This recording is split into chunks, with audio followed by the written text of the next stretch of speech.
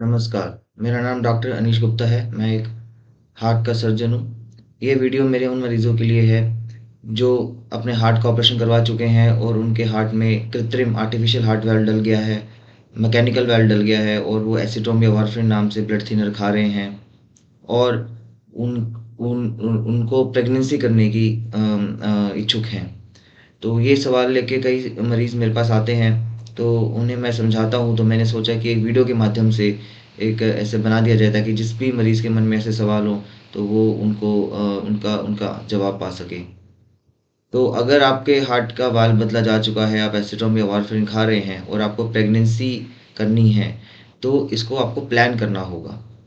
क्योंकि एक बार प्रेगनेंसी हो गई, जब प्रेगनेंसी डिटेक्ट होती है, आपका टेस्ट पॉजिटिव आ गया है, यूरिन टेस्ट प्रेगनेंसी के लिए पॉजिटिव आ गया है, इसका मतलब आपकी प्रेगनेंसी ऑलरेडी कुछ हफ्ते हो चुकी है और जो नया बच्चा बनेगा उसके जो अंग बनते हैं वो पहले ही हफ्तों में बनने शुरू हो जाते हैं। और अगर वो वारफिन एसीटोन दवाइयाँ आप खा रहे हैं और वो बच्चे तक पहुंच रहा है वो ड्रग, तो बच्चे के जो अंग बन रहे हैं उसमें भी बनावटी खराबी आने का रिस्क है।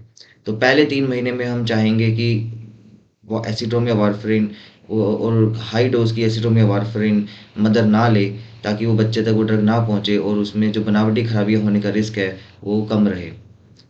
इसके लिए आपको प्रेगनेंसी प्लान करना बड़ा आवश्यक है, ताकि जब से प्रेगनेंसी स्टार्ट हुई तभी से आप अपना पहले से ही अपना वारफेरिन एसीटोन बंद रखें। तो इसके लिए जो आइडियल तरीका है वो यही है कि अगर आप आज प्रेगनेंसी प्लान कर रहे हैं, तो संभोग से पहले ही आपको जो है एसीटोन वारफेरिन बंद करके उसकी जगह पे ब्लड थिनर का इंजेक्शन स्टार्ट करना होता है, जिसके लिए आप अपने गायनोकोलॉजिस्ट या सर्जन से कंसल्ट कर सकते हैं कि वो कौन सा इंजेक्शन है, किस डोज में देना है।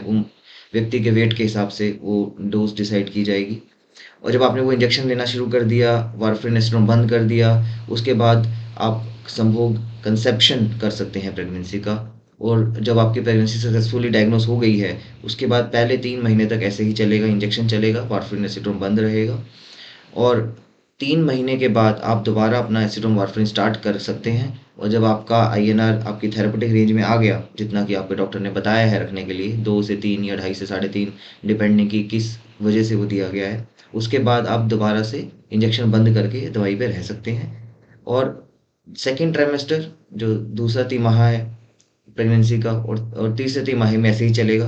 फिर डिलीवरी के टाइम पे जब आपको डॉक्टर एडमिट करेगा, तब सिजेरियन करना पड़ सकता है। तो उस टाइम पे फिर से आपका जो इंजेक्शन है, नॉर्मल डिलीवरी होगी या सिजेरियन होगा, वो डॉक्टर डिसाइड करेगा। और फिर जो उस टाइम पे फिर से आपका तो गोली बंद करके इंजेक्शन चला के, और डिलीवरी के बाद फिर से इंजेक्शन बंद करके गोली चलाने का प्रक्रिया करना रहेगा। इसके अलावा मैं ये भी बताना चाहूँगा कि आजकल अगर आपका कम डोज पे ही आपका आईएनआर मेंटेन हो रहा है, 1 mg 2 mg 3 mg वारफेरिन पे ही आपका अगर आईएनआर मेंटेन हो रहा है, तो नई गाइडलाइन के हिसाब से बहुत कम रिस्क है बच्चे में कुछ खराबी होने का, पर थोड़ा रिस्क, कम रिस्क है।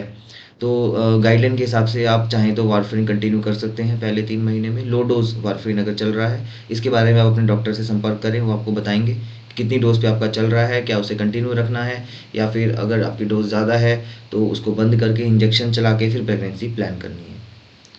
तो दोस्तों, मेरे प्यारे मरीज़ों, आप अपने हेल्थ का ध्यान रखें। और अगर आपको प्रेगनेंसी प्लान कर रही हैं, आप वारफेरिन एसिटोन खा रहे हैं, तो प्लीज़ प्लीज़ प्लीज़ अपने डॉक्टर से ज़रूर कंसल्ट करें, ताकि आप भी स्वस्थ रहें और आपका होने वाला बच्चा भी स्वस्थ रहे। धन्यवाद।